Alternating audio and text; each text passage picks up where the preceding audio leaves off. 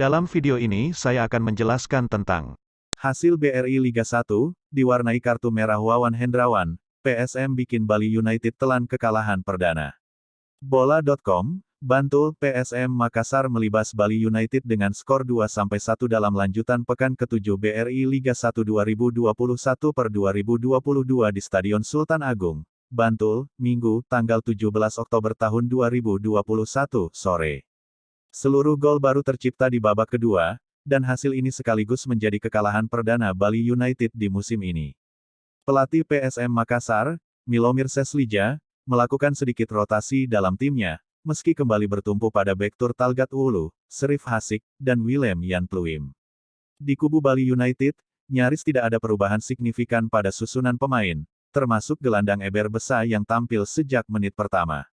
Laga langsung berjalan ketat, kedua tim saling melancarkan jual beli serangan. Peluang pertama didapat Bali United dan hanya menghasilkan tendangan gawang. PSM merespons lewat saldi namun dapat dipotong Leonard Tupamahu. Gelandang Bali United, Melvin Platje membuang kesempatan peluang yang melepas umpan silang untuk Spasojevic namun masih dapat diamankan bek PSM. Giliran Ilham Udin yang mengobrak-abrik pertahanan Bali United namun belum berhasil. 8 menit laga berjalan, Bali United punya peluang dari tendangan bebas Eber Besa namun masih membentur pemain lawan dan hanya menghasilkan sepak pojok. Sejurus kemudian giliran Branouri memaksa kiper Hilman Syah melakukan penyelamatan gemilang. Peluang berbahaya pertama dilakukan PSM melalui Ilham Udin, namun tendangan keras kaki kirinya masih menyamping dari gawang Wawan Hendrawan. Tim Juku Eja PSM juga punya kesempatan lewat Yakob Sayuri namun masih kurang tenang menyelesaikan peluang. Serangan demi serangan masih dilancarkan kedua tim untuk segera meraih keunggulan. Kiper PSM Makassar, Hilman Syah tampil cemerlang untuk menyelamatkan gawangnya dari serangan bertubi-tubi Bali United. Kiper Bali United, Wawan Hendrawan melakukan penyelamatan gemilang untuk menghentikan bola sepakan saldi pada menit ke-40. Para pemain Bali United masih terus mengurung lini belakang PSM di menit-menit akhir babak pertama, namun masih nihil. Skor kacamata 0-0 menutup hasil di 45 menit pertama. Babak kedua, Bali United langsung mengambil inisiatif menyerang sejak babak kedua dimulai.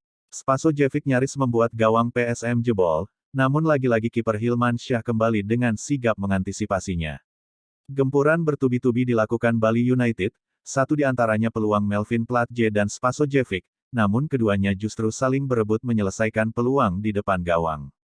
PSM melakukan pergantian beberapa pemain, seperti masuknya Rashid Bakri dan Azka Fauzi. Pergantian pemain yang dilakukan untuk merombak kekuatan tengah dan depan PSM yang kurang berkembang.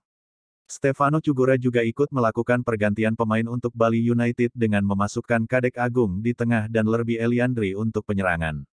Justru PSM Makassar yang berhasil memecah kebuntuan. Azka Fauzi yang baru masuk, mengoyak jala gawang Bali United di menit ke-65. Memanfaatkan umpan terobosan Pluim di kotak penalti, pemain pinjaman dari Persis Solo ini bergerak lebih cepat hingga mampu menaklukkan kiper Wawan Hendrawan. Ketinggalan satu gol membuat Bali United harus meningkatkan intensitas serangannya. Termasuk menurunkan Stefano Lillipali yang menggantikan Eber Besa yang kurang menonjol di laga ini. PSM tak mau kalah melancarkan serangan berbahaya Pluim di menit ke-73. Bola tendangan keras Pluim masih bisa ditepis dengan satu tangan oleh Wawan Hendrawan. Hanya berselang 1 menit, PSM mendapat hadiah penalti karena Rashid Bakri dilanggar Stefano Lillipali di area terlarang. Serif Hasik dengan tenang mengeksekusi sepakan 12 pas dan membawa PSM unggul 2-0. Drama terjadi saat Bali United giliran mendapat hadiah penalti di menit ke-77. Stefano Lillipali dilanggar kiper Hilman Syah di kotak terlarang. Spasojevic yang menjadi eksekutor berhasil menaklukkan kiper PSM. Defisit 1 gol membuat Bali United meningkatkan intensitas.